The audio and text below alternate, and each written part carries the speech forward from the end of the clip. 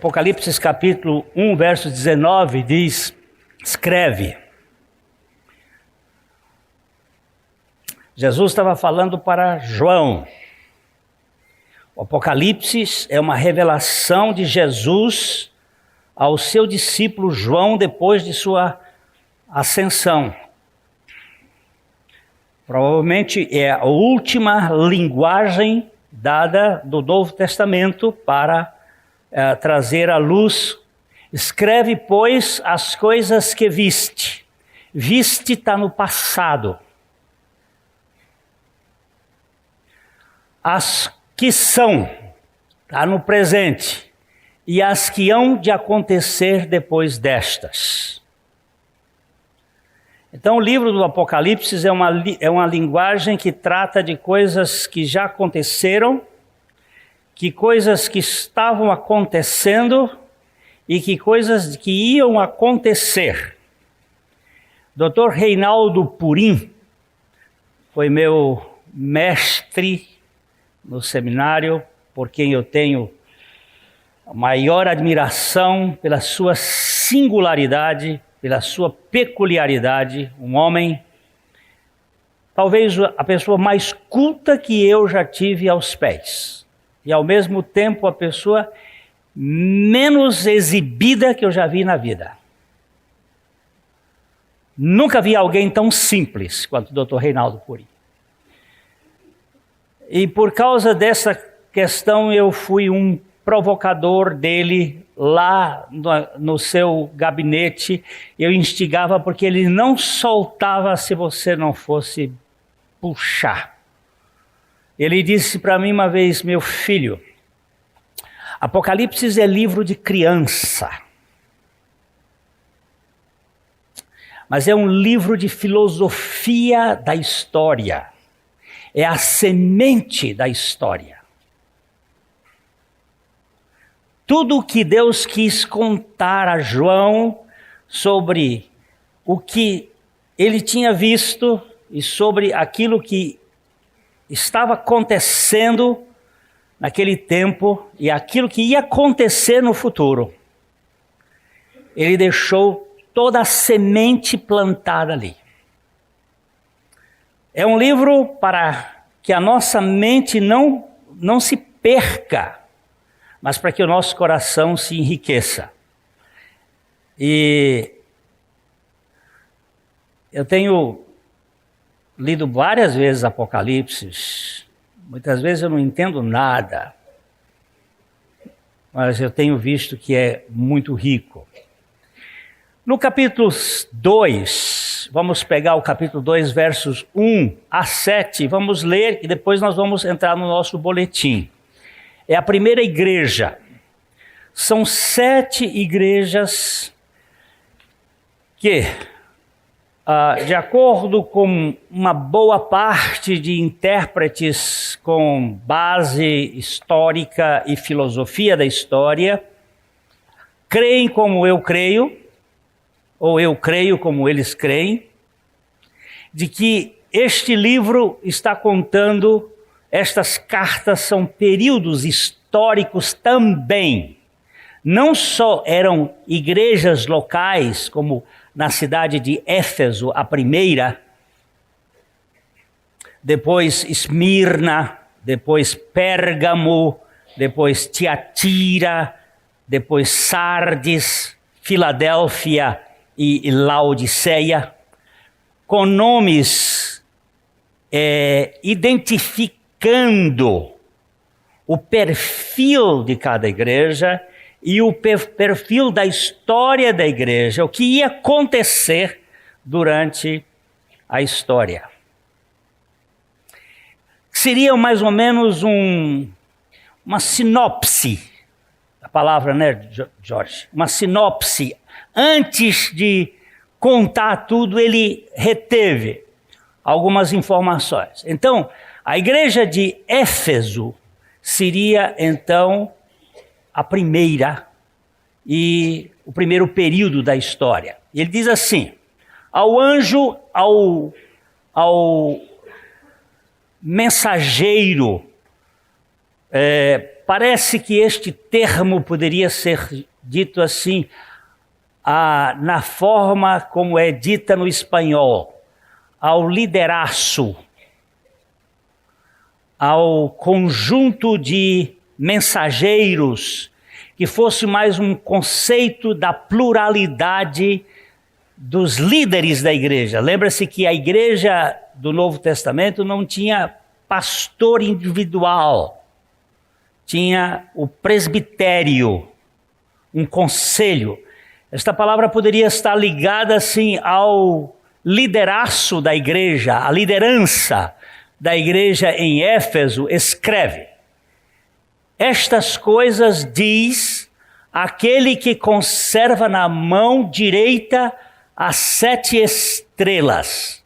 As 7 estrelas é exatamente os 7 grupos de pregadores, de anunciadores do evangelho, e que anda no meio dos 7 candeeiros de ouro. Os candeeiros estão se referindo à igreja. O candeeiro está se referindo ao candelabro. Um pequeno parêntese aqui. O candelabro em Israel era uma peça toda feita de ouro batido. Não era feita em forma, mas cinzelada, que tinha 7 hastes. Em cada haste lateral, ela tinha um botão, uma flor e um fruto. Um botão, uma flor e um fruto. Um botão, uma flor e um fruto. O fruto, normalmente, era uma romã. Nós não vamos entrar aqui nos tipos do Velho Testamento, mas são lindos. Se você contar, você vai verificar assim. No primeiro braço tem 3 de 3. Um botão, uma flor e um fruto, 3. 1, 2, 3 grupos de 3. Botão, flor e fruto. Botão está falando do Pai. Flor do Filho, fruto do Espírito. Realidade de revelação. 3 vezes 3, 9. Em cada braço tem 3. Então, 3, 9, mais 9, mais 9, 27. No meio existe, em vez de 3, 4. São 12. 27 com 12, 39. E 39 com 12, 66. Quantos são os livros da Bíblia? 69. Hein? Não, peraí. 39 com 27. Perdão. 39 com 27. 66. Quantos são os livros da Bíblia? 66. O candelabro está falando da revelação.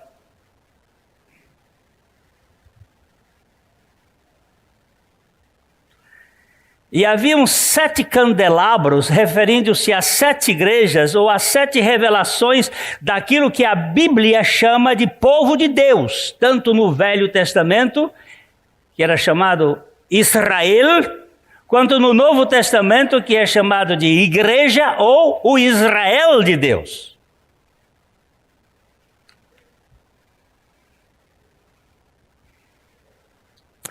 Então, ele está mandando escrever, ele se identificou quem é que está dando essa ordem. Verso 2. Eu tenho que andar rápido. Verso 2. Conheço as tuas obras. Preste bem atenção. Quando você estiver lendo o livro da Bíblia, quando você tiver tempo para ler a Bíblia,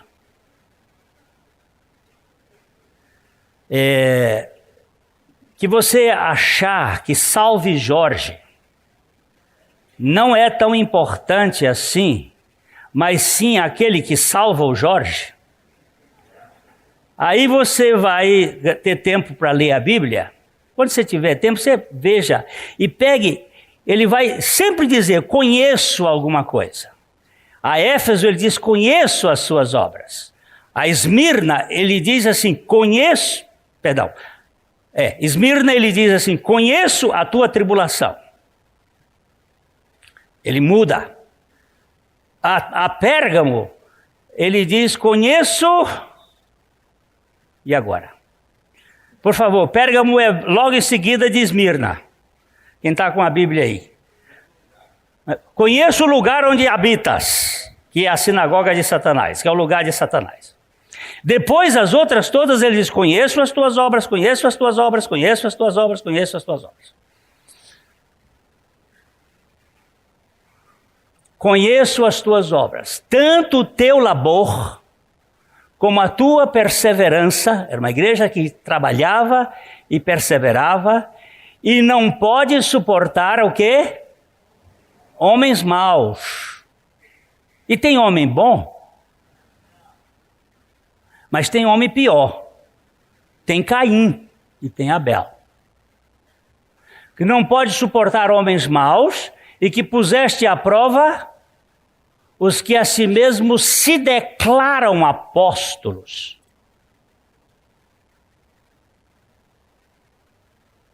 Ele pode ter um chapelão ou um chapeuzinho, não tem problema. Declarou-se apóstolo, lá já tinha essa turma. Se declaram apóstolos, mas não são. E os achaste o quê? Mentirosos. A igreja percebeu isto. Terceiro versículo. E tens perseverança, uma igreja que persevera. E suportaste provas por causa do meu nome, e não te deixaste esmorecer. É uma turma que, na hora da prova, já volta para trás. Verso 4, de onde nós vamos partir. Vamos ver. Tenho, porém, contra ti, que abandonaste o teu primeiro amor. Poxa! Uma igreja tão boa, mas abandonaste o teu primeiro amor. Versículo 6, 5. Lembra-te, pois, de onde caíste, arrepende-te e volta à prática das primeiras obras, e se não, eu venho a ti e moverei do seu lugar o teu candeeiro, caso não te arrependes. Eu vou dizer para você, essa igreja desapareceu. Das 7 igrejas, 3 desapareceram e 4 perduram. Vamos para frente. Tens, contudo, a teu favor, que odeias as obras dos nicolaítas. Nós vamos saber um pouquinho quem são essa turma. As quais eu também odeio. Jesus está dizendo, eu odeio Nicolaós. Depois a gente vai dizer. E o verso 7 terminando, quem tem ouvidos, ouça o que o Espírito diz às igrejas. Ao vencedor, dar-lhe-ei que se alimente da árvore da vida, que se encontra no paraíso de Deus. Começa por comida. Se o pecado começou com comida, a restauração também começa com comida. No pecado o homem comeu da árvore da ciência, do bem e do mal, e na restauração ele come da árvore da vida. Agora, de retorno, pega seu boletim, de retorno ao primeiro amor e às primeiras obras. Vamos lá, leiam comigo. Tenho, porém, contra ti que abandonaste o teu primeiro amor. O livro de Apocalipse revela 7 igrejas paradigmáticas. São igrejas marco e ainda marcantes. Tudo faz crer que essas igrejas aqui abordadas apontam para 7 períodos diferentes da história eclesiástica. Da igreja de Éfeso, a primeira, até a de Laodiceia, a última, temos uma visão histórica das eras que culminam com a plenitude dos gentios. Deixa eu só dar uma paradinha aqui. Plenitude dos gentios é um tempo que Paulo se refere no capítulo 11, verso 25 de Romanos, como o fim de uma era. Dali para frente, Deus vai tratar com o povo judeu. O relógio de Deus está marcado com o povo judeu de uma maneira muito específica em 490 anos. Não é assunto nosso, mas nós já nos referimos aqui que tem 490 anos que Deus marcou por causa dos chamados grilos, gafanhotos. O gafanhoto migrador, o gafanhoto comedor, o gafanhoto movedor. São os 4 tipos de gafanhotos que existem neste mundo. Gafanhoto come coisa verde.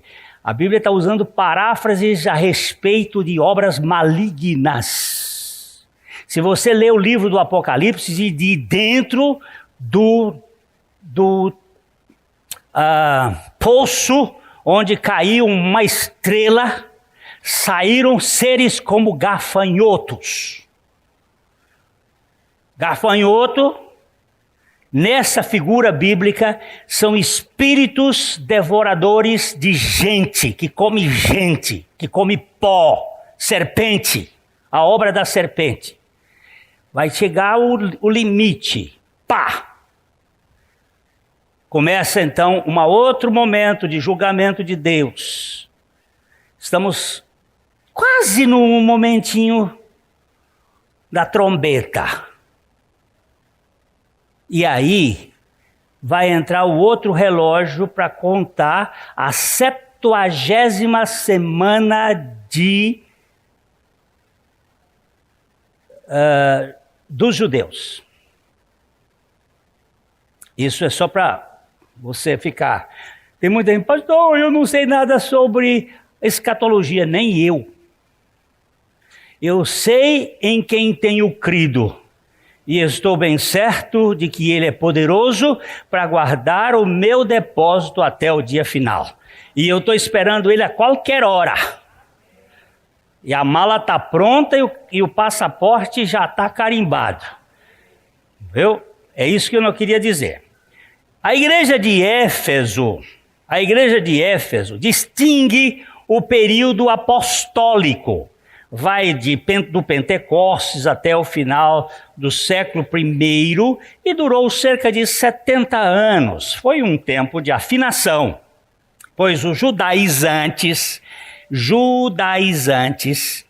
cristanoides de descendência judaica, que judiavam o povo de Deus impondo as práticas arcaicas do mosaísmo ultrapassado e por razões implicantes viveram infiltrados no seio da igreja cristã como se cristãos fossem, dando muito trabalho até os dias de hoje eles dão.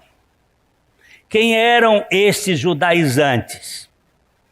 Era uma turma que tinha aceitado Jesus como Salvador.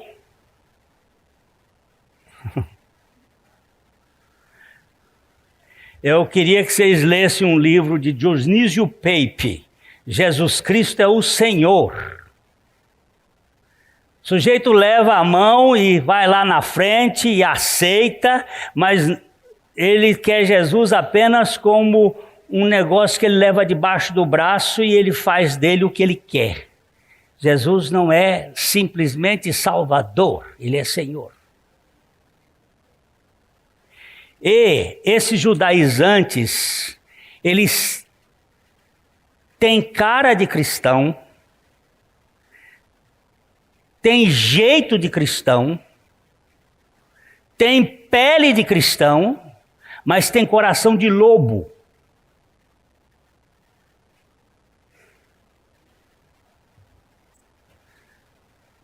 Eles são lobos destruidores. Você olha assim, ele está com a pelona de cordeiro, mas quando você cutuca, em vez dele dizer mé, ele faz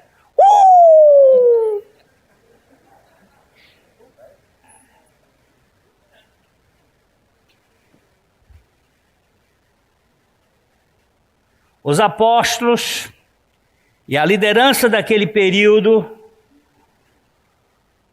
tiveram grande luta contra esse sistema de castas e de hierarquias, que foram denominados de nicolaítas. Parece que o termo define as ambições dos seus promotores, aqueles que dominam o povo. Tudo indica que esses nicolaítas foram os mentores do clero, a elite, enquanto o povo era visto como os leigos, uma casta superior.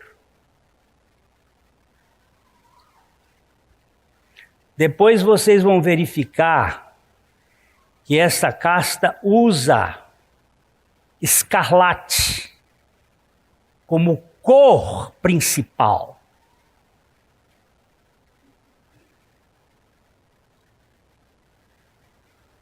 Não confunda a abóbada celeste com a abóbada celeste.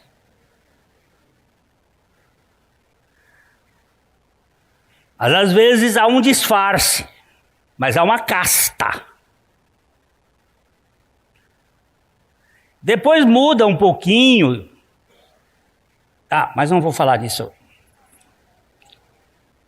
A igreja de Éfeso bateu de frente contra essa turma, combatendo os falsos apóstolos que sempre se disfarçaram em ministros de justiça e que sobrecarregam as pessoas com os seus estatutos, regras, cerimoniais, ritos, usos e costumes, gerando submissão por medo, obediência por vergonha, compromisso por meio de culpa, missão por dever e presença nas reuniões através de interesses que visam a vantagem dessa liderança inescrupulosa. 5 coisas. Olha aqui. Obediência, submissão por medo. Obediência por vergonha, compromisso por meio de culpa, missão por dever, presença nas reuniões através dos interesses que visam as vantagens dessa liderança inescrupulosa. Eu tenho 3 filhos. Um mora em Curitiba, um mora em São Paulo, outro mora em Valinho. Eu nunca peço para eles virem visitar os velhos. No dia que eles quiserem visitar, eles venham. Se eles vierem por causa de obrigação, eles fiquem lá. Se eles vierem por causa de medo de ficar, pois eles fiquem lá. Eu não quero botar cabresto nos meus filhos.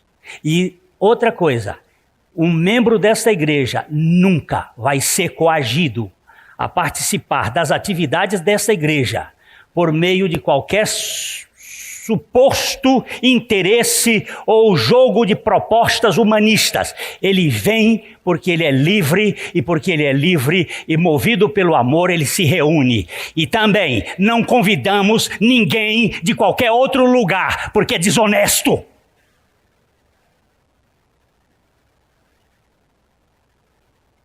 É desonesto. Cada um que pesque no seu aquário.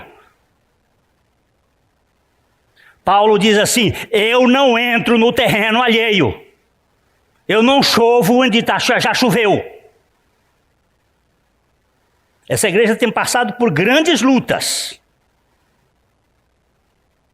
E nós precisamos entender que a obra de Deus é feita por Deus e pela graça de Deus.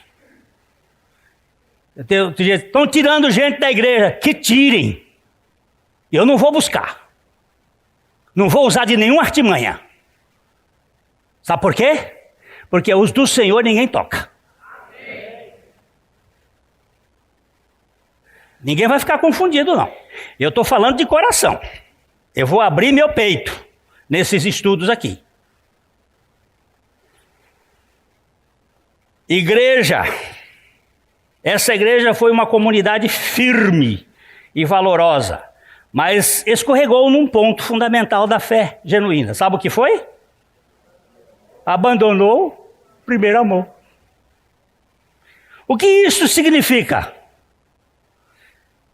O início da tragédia de Laodiceia. Se houve o abandono do primeiro amor em Éfeso, em Laodiceia Jesus já estava onde? Do lado de fora da igreja. O progresso desta confusão foi lento, sutil, até a fortaleza de Anu. O humanismo tomou conta da igreja, onde a justiça é do povo e não de Cristo.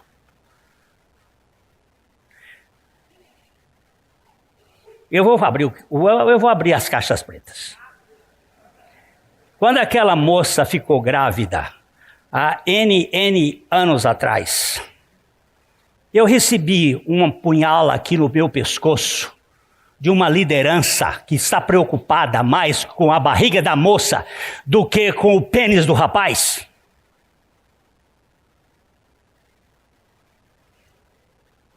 E disse assim: temos que excluí-la. Digo, junto comigo.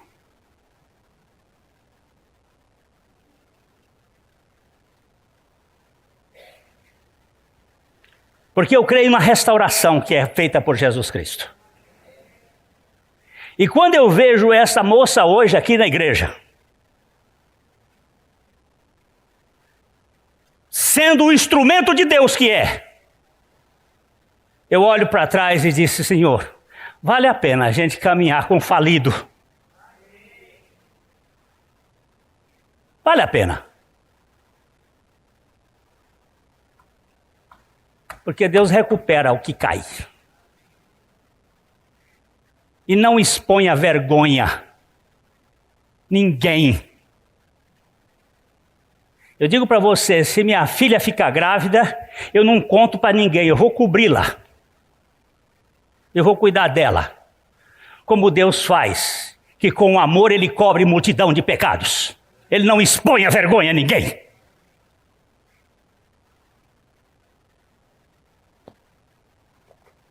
Ele restaura vidas. Eu gosto muito de Dr. Tozer quando ele disse o seguinte: quando estavam lhe dando um prêmio, uma honra ao mérito, ele de cabeça baixa, e aí no final ele levantou-se e disse assim: meus irmãos, se vocês soubessem quem eu sou de verdade, vocês não me dariam essa honra. Porque vocês só me conhecem pela casca. Mas como Deus sabe quem eu sou de verdade, Ele me dá a sua graça.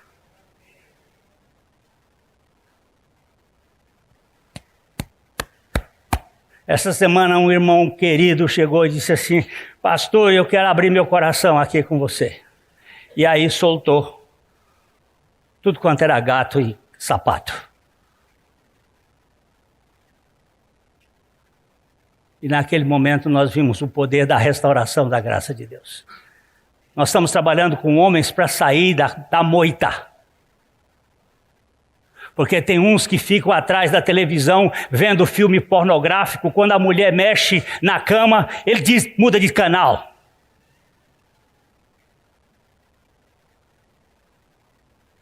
Você está pensando que Deus não está vendo isso? Para quê? Para julgar você? Não, para salvar você.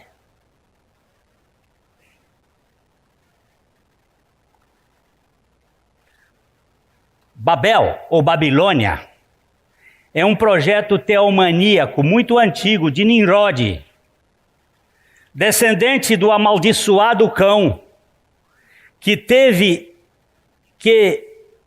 visa em seu ofício caçar ante a face do Senhor as almas distraídas com a confusão das aparências. Queria que nós lêssemos Gênesis 10, 9.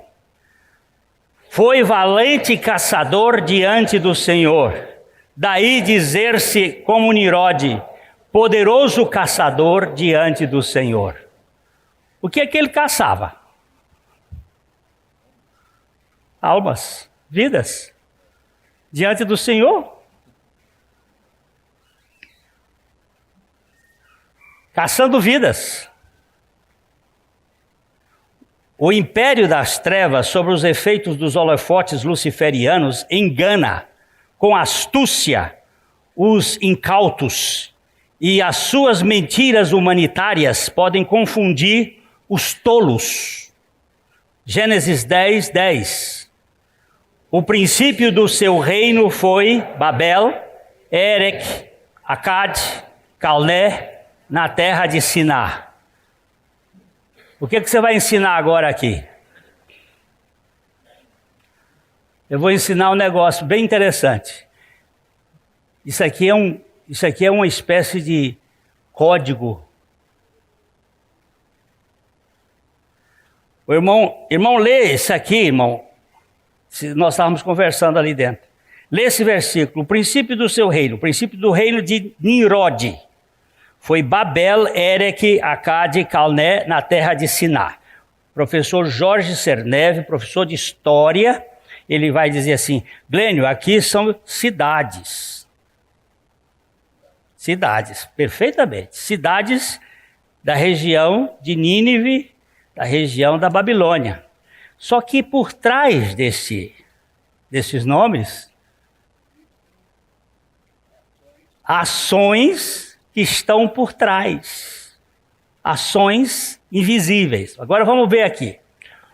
Decifrando o enigma por meio dos nomes das cidades e os seus significados. O que significa Babel? Quem é que vai botar o nome de uma cidade de confusão? Olha só. Onde é que você mora? Moro nas confusões. O que você é? Um confusionista, confucionista. Confusão. Erech. O que significa Erech? Longo. Acade. Sutil. Calné.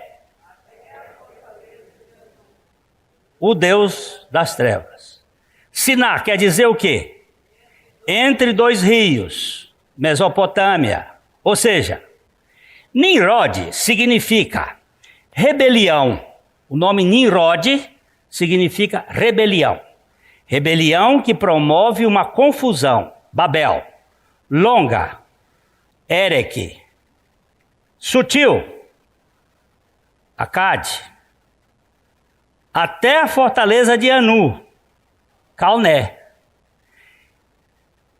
Que promove uma confusão longa, sutil, até a fortaleza de Anu, na terra da Babilônia, caçando as almas ante a face do Senhor. O humanismo furta a confiança de Deus e promove a autoconfiança. Faltou aqui um pedaço. Promove a autoconfiança.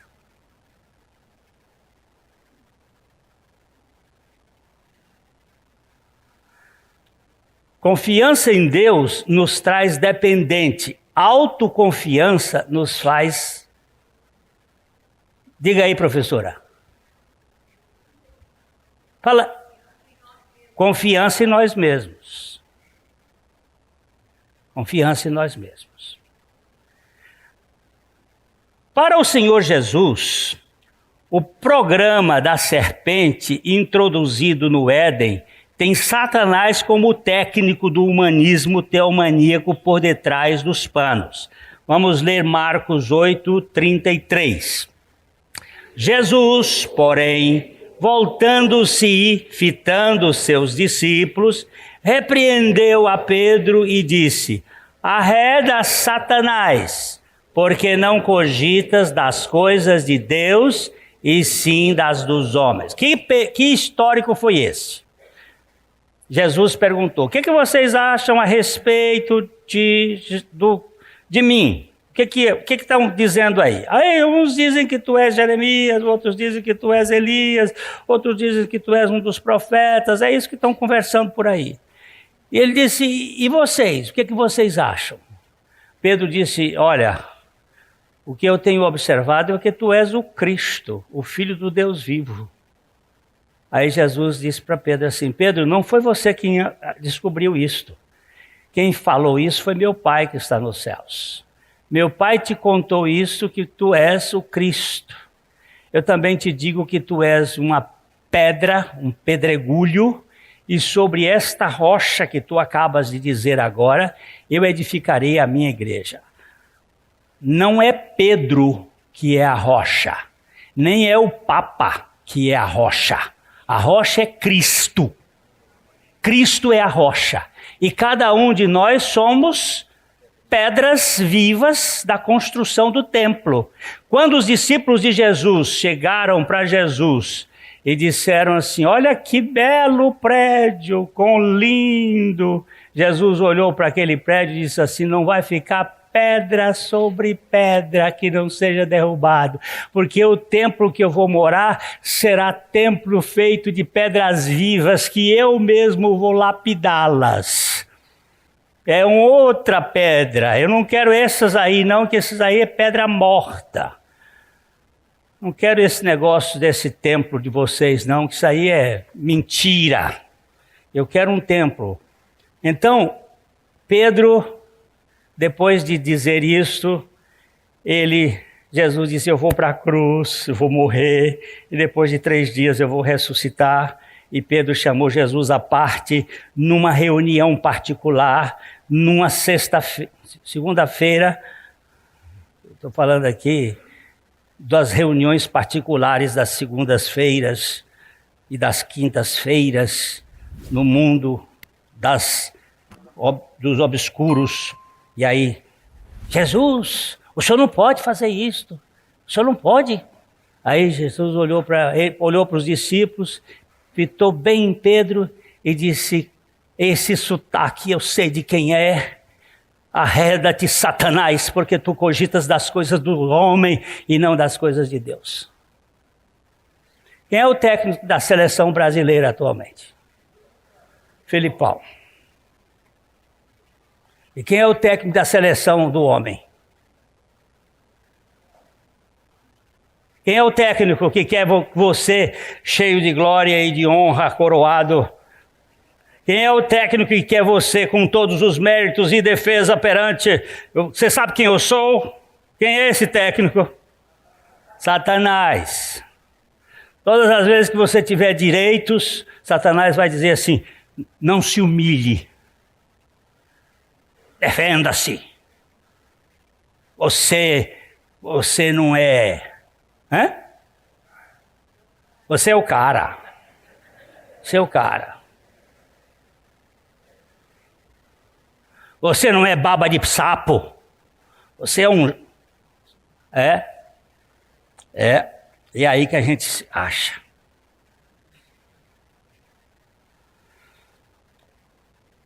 Nesse projeto satânico, vê-se o homem como a medida de todas as coisas. Não é Deus, não é a Deus que damos toda a glória. Aqui o fim principal do homem não é glorificar a Deus e gozá-lo para sempre. Lentamente o ser humano e a comunidade vão, aos poucos, aparecendo e tomando o lugar da Trindade por entre as linhas de uma pseudo-espiritualidade. Eu vou dizer uma coisa quando a igreja de Éfeso esqueceu o primeiro amor, ela começou a ter na igreja a valorização. E eu vou argumentar rápido porque o tempo urge. De acordo com Jesus, o primeiro e maior mandamento é: amarás o Senhor teu Deus de todo o teu coração, de toda a tua alma, de todas as tuas forças e de todo o teu entendimento. Aqui está o fundamento legítimo da fé evangélica. Logo, abandonar este amor é fatal, por mais sinceros que sejam os objetivos. Quem é a causa de nossa vida? Deus. Porque para quem vivemos? Para Deus, para gozá-lo, para glorificá-lo. Não é para satisfazer minha mulher, nem meus filhos, nem a igreja, nem ninguém. É para satisfazer a Deus, a glória de Deus. A glória de Deus. Quando você toca aqui, minha filha, é para quem que você toca? É para o Canaã? É? Se for para o Canaã, larga isso. Deixa o Canaã cantar sem música. Se é para a glória de Deus, quando vocês cantam aqui, é para quê? É para a glória de Deus? Então é para a glória de Deus. E se alguém chegar e disser assim, ó, eu não quero que você fique mais aqui. Vai embora, senta no cantinho e fica quietinho aí. Diz assim, vou lavar pé. Eu quero que vocês leiam, procurem aí. Eu acho que deve ter. Queríamos ver a Jesus. É um livrinho de Roy Hession. Queríamos ver a Jesus. É um escritor inglês que escreveu lá em 1950. Queríamos ver a Jesus. Ele diz, toda vez que você for tirado de uma missão na igreja e você ficar bravo, é porque você não estava servindo a Jesus, você estava servindo a você mesmo e aos seus objetivos. Mas se você ficar lá dizendo assim, deixa eu lavar o seu pé, Valdir, aí a gente vai começar a pensar. Eu preciso ser desconstruído nisso, meu irmão. Quando a igreja de Éfeso tropeçou na primazia do amor a Deus acima de tudo e de todos, caiu na confusão do amor a si mesmo. Tanto o amor ao próximo como o amor a si próprio têm o mesmo peso e confusão, se eles não forem precedidos deste amor supremo a Deus. Tornar secundário o primeiro amor é a porta de entrada a todo engano e confusão na história do povo de Deus. As maiores heresias são construídas nesse terreno. Santo Agostinho tem um pensamento apropriado para este momento. Ama e faz o que quiseres. Se calares, calarás com amor. Se gritares, gritarás com amor. Se corrigires, corrigirás com amor. Se perdoares, perdoarás com amor. Se tiveres o amor enraizado em ti, nenhuma coisa senão o amor serão os teus frutos. Quando um pai corrige um filho com amor, mesmo que doa, o filho sabe, meu pai me corrigiu com amor. Naquele tempo, quando o pastor podia usar a vara, hoje não pode mais, o Moody pegou um moleque que ele pregava para ele, dando rapadura para ele comer na rua durante o dia, porque não tinha essas coisas de bombom e de coisa, dava rapadura. O Moody tinha 2,5 metros e pesava 180 quilos. Você imagina que tamanho de pastor era esse. Meteu a cabeça do moleque aqui e mandou os irmãos cantarem o hino Alvo Mais Que a Neve, bem alto, arrancou a cinta e zip, e zip, e zip, e zip. Hoje, o pobre do Moody ia... O menino, depois de uns 2 meses, chegou na igreja confessando, dizendo assim, meus irmãos, se não fosse aquela surra do pastor Moody, eu não sei para onde ia, foi aquela surra bendita que ele me deu, que lavou meu coração. Você sabe que às vezes a falta de uma taca prova que você não ama? Porque o pai que ama corrige?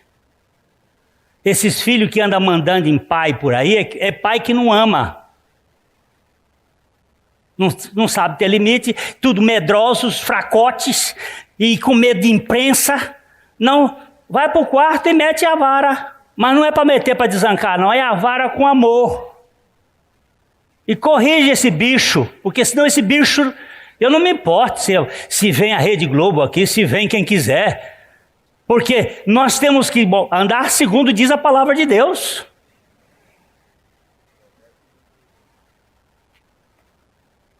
Benditas vezes que Deus tem me dado cada supapada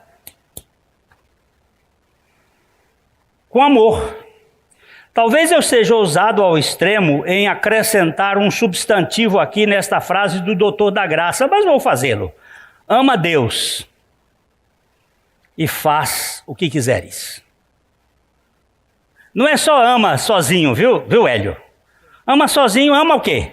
Ama Deus e fazes o que quiseres. Se você ama Deus, agora vai adulterar, meu filho. Nem pensar. Você ama a Deus, vai roubar. De jeito nenhum. Pronto. Agora você ama a Deus, eu vou precisar pegar um bocado de regra. Não vai ver televisão. Ritual. Não, ama a Deus.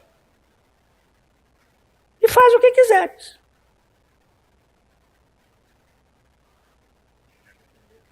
Hein? Na dependência dele. Talvez sim. Ama a Deus e faz o que quiseres. Embora seja bem lembrar ainda, nós o amamos porque Ele nos amou primeiro. 1 João 4,19. Como pode a igreja de Éfeso abandonar o primeiro amor, se o seu amor veio do próprio Deus? Eu vou correr, viu? Até meio-dia a gente acaba. Agora, se você está com muita pressa, abre aí, doutor. Ô, diácono, abre a porta. A porta está aberta. The door is open. Não vai ficar aqui, por favor, preso, porque é feio sair. Pode ir. Os discípulos de Jesus foram saindo, porque ele estava falando demais, igual a mim. Eis uma questão bastante sutil. Ao amar preferencialmente o corpo de Cristo, pode-se cair na ilusão de que se está amando extensiva e intensivamente o próprio cabeça do corpo, Cristo. Admitindo-se que a unidade entre Cristo e a igreja, podemos tropeçar numa conclusão equivocada de um amor igualitário, mas cautela com a lógica. É verdade que ao amarmos a Cristo acima de tudo e de todos, amamos também a sua igreja com profundo amor. Mas o contrário não é verdade, pois quando amamos a sua igreja de modo preferencial, necessariamente não quer dizer que amamos a Cristo acima de qualquer razão. Aqui é que reside o grande risco da confusão humanista. É bem verdade, vamos ler 1 João 4,20. Se alguém disser, amo a Deus e odiar a seu irmão, é mentiroso. Pois aquele que não ama a seu irmão a quem vê, não pode amar a Deus a quem não vê. Parece que a contradição da tese. Parece, mas o amor procedente de Deus é a prova concreta de que, se amarmos o irmão, só os amamos com o seu amor, com o amor de Deus. É o amor de Deus que faz com que eu ame você, Valdir. Eu não tenho amor por você. Eu tenho interesse, se você fizer as coisas do jeito que eu quero, eu faço bebê, mas para amar você, só com o amor de Deus, meu bichinho. E você para mim. O perigo de nos acostumarmos com o sagrado é perdermos o valor incondicional do amor de Deus para conosco. Ele nos amou primeiro e eternamente. Mas agora o grande risco é nos ficarmos acostumados com o sagrado, que acabamos longe desse relacionamento pessoal e inseparável com o próprio Deus, que nos ama com amor eterno e infinito. Deixa eu falar uma coisa, eu amo muito minha mulher. Ela não é uma pessoa perfeita, nós estamos aí casados há 40 anos, já tivemos tombos e levantas. Amo muito essa mulher. Mas eu vou dizer uma coisa, ela não é a minha preferência, não. A minha preferência é Jesus. Eu amo muito meus filhos. Muito meus filhos. Mas você sabe de uma coisa? Eles estão em terceiro lugar. Primeiro está Deus, depois está minha mulher. Porque meus filhos vieram dela. Deixa eu dizer essa coisa que está Deus mostrando para mim. Os meus filhos não fizeram nada para receber o meu amor, mas minha mulher foi uma escolha. Um filho natural é menos do que um filho adotivo. Agora engula esta. O filho natural veio do seu relacionamento carnal. O filho adotivo veio de um amor que você teve por ele. E Deus me amou. Agora você vai ter que sustentar esse negócio aí, porque é maior. O amor de escolha é maior do que o amor que não tem jeito, nasceu. E eu vou dizer esse negócio, você pode trocar sua mulher por outra, mas você vai trocar 6 por meia dúzia. E você talvez a meia dúzia que vier vai ser mais bichada do que a sua. E vice-versa. Eu não vou dizer, porque tem muita gente achando que, eu estou dizendo um amigo que estava no terceiro casamento, agora já acabou o terceiro, ele disse assim, Glênio, se eu soubesse de que eu sei hoje, eu tinha ficado com a primeira. Eu digo, não, porque o problema não foi nem a segunda nem a terceira, o problema é você. Que não dá certo com ninguém. Agora, se você me perguntar assim, houve alguma vez que você teve vontade de divorciar da Carmita? Eu digo, tanto eu quanto ela.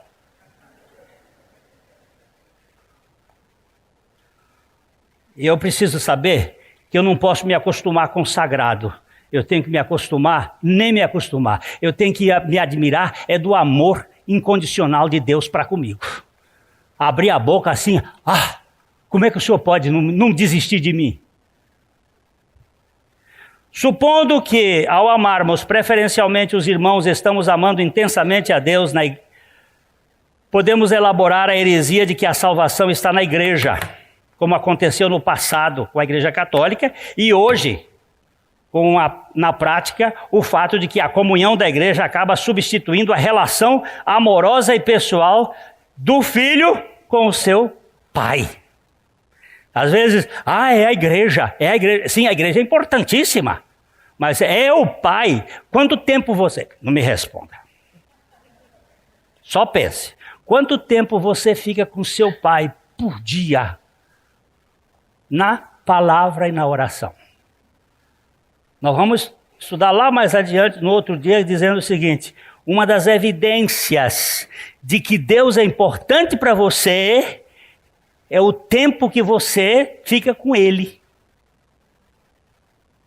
Caso contrário, Ele é importante, você faz dele algo como se fosse um servo para fazer a sua vontade.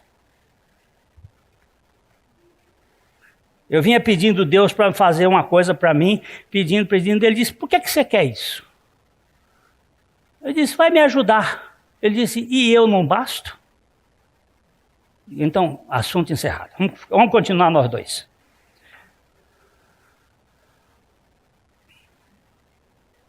Como voltar à consciência desse amor na experiência dos filhos de Deus? A Bíblia mostra que Deus é a única fonte e a causa de toda boa dádiva. E Ele jamais ficou estressado e nunca mudou. Vamos ler juntos Tiago 1,17?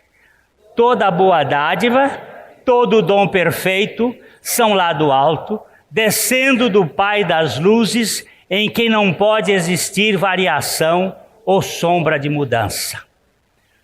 Todo esse processo tem em Deus a razão, o meio e a finalidade. Sabemos que a vida cristã, do começo ao fim, é toda originada em Deus, promovida por Ele e vai totalmente para Ele. Foi assim que Paulo a definiu. Romanos 11:36. Porque dele, por meio dele e para ele são todas as coisas. A ele, pois, a glória eternamente. Amém. O homem natural encontra-se morto em delitos e pecados, sendo incapaz de crer, bem como arrepender-se. Tudo que é espiritual provém inteiramente de Deus. Portanto, o que ele ordena, promove e processa. Logo, ao afirmar, arrepende-te e pratica as primeiras obras, Apocalipse 2:5, é porque ele nos... Eu trocaria assim, porque ele nos inclina e nos capacita para isso. Muda a ordem, ele nos inclina e nos capacita para isso. Quando eu volto ao estágio do primeiro amor, é porque fui reconduzido por aquele que me ama loucamente e me quer no convívio dos seus afetos incondicionais. Não sou capaz de me voltar para Deus sem que o próprio Deus queira me atrair para a sua comunhão e assim me sequestre, entre aspas, graciosamente para si mesmo. Eu não queria, amor, eu não queria, mas ele me quis, e de tanto me querer, eu acabei querendo um pouco. Eu não te queria, meu Deus. Ele disse, mas eu te quero. Eu te quero. Somente o Deus soberano, que me ama soberanamente, pode capturar o meu coração volúvel como uma biruta tonta e distraído com muitas coisas para esse relacionamento vivo e pessoal com Ele. O amor incondicional do amado é a causa do meu amor por meu amado, gerando o retorno ao primeiro amor e à prática das primeiras obras. A vida cristã começa em Deus, na eternidade, passa pelo tempo, na história, e continua por toda a eternidade centralizada na suficiência eficaz e eficiente do próprio Deus. Toda a salvação do ser humano vem dele, passa por meio dele e vai para ele. Você sabe como é que eu vejo quando uma pessoa encontra essa coisa? É assim, ele faz assim, meu pai, tem um espírito de gratidão que não tem mais tamanho. Ele se prostra agradecido, meu pai, como foi? Quando ele não tem isso, ele fica todo revoltado. Mas por quê? Eu não. Por quê? O outro não. Por quê? Larga de ser idiota. Fica quieto. Porque às vezes um chegou primeiro e o outro chegava depois.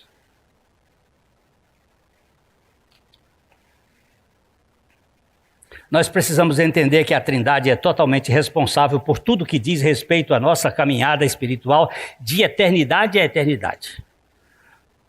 No Evangelho, a Trindade faz tudo pelo homem e faz o homem fazer tudo o que lhe cabe por meio dela. Agora eu quero que você entenda esse pedacinho aqui.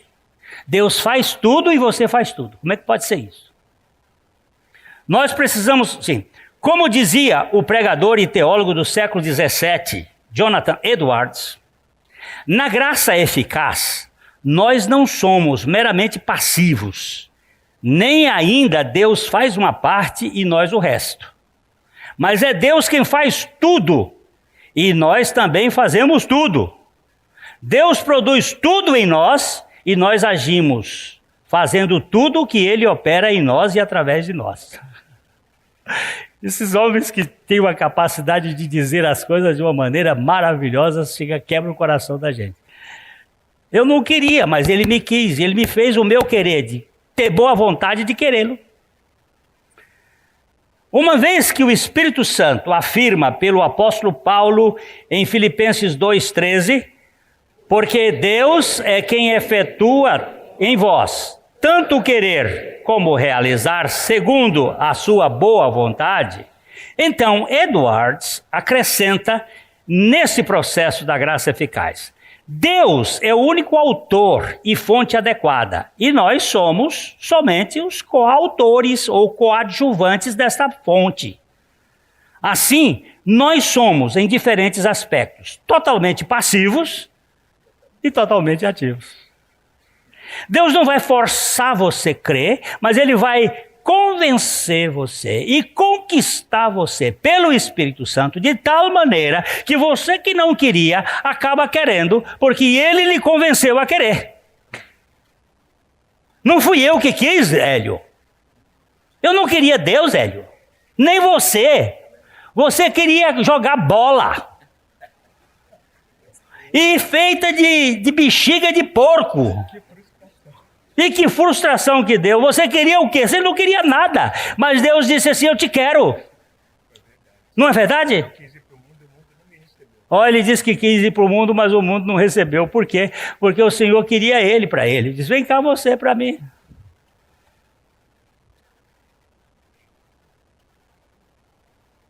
Sendo assim, o retorno ao primeiro amor e às primeiras obras significa o estado de graça em que somos totalmente dependentes da suficiência divina e por isso inteiramente passivos, sendo porém ao mesmo tempo completamente ativos, fazendo sempre aquilo que somos movidos e habilitados pelo poder soberano da Trindade em nossas vidas. Tem gente que diz assim, eu só vou quando o vento soprar. Mas o vento está soprando.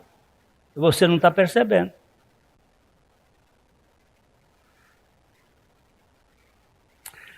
De retorno ao primeiro amor e às primeiras obras, fala desse chamado eficaz aos filhos de Deus que se envolveram com o humanismo travestido de cristandade, para finalmente desembaraçá-los de suas teias insidiosas, fazendo-os dependentes inteiramente da suficiente graça da Trindade divina. Aleluia e amém.